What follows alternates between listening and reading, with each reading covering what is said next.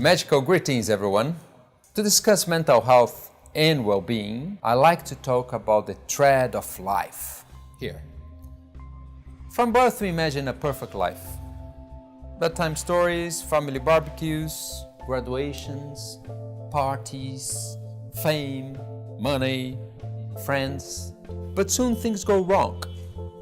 We face bullying,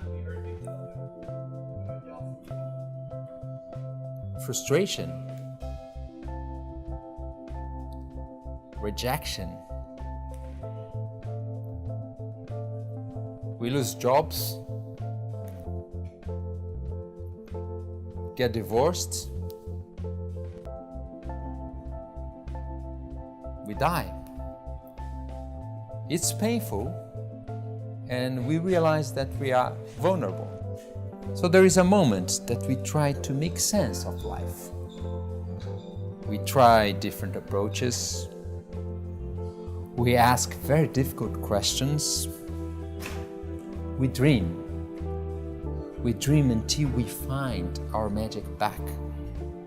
Because life, I like to say that life is not what happens to us. Life is what we make out of it. And that's why it is perfect. So we think that the world needs more magic. It's time that companies do more in the mental health and well-being space. It's time that they create a productive workforce, but also a happy workforce. That they create spaces for people to be themselves, and that people can help each other and support each other.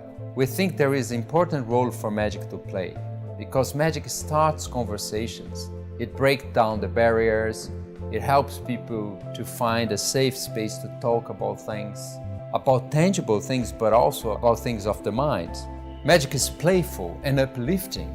So there is a lot of positive thinking that enters into this space. At Abracademy, we just developed a well-being workshop that starts a conversation and helps companies step up in the way they talk about mental health and in the way they support their employees.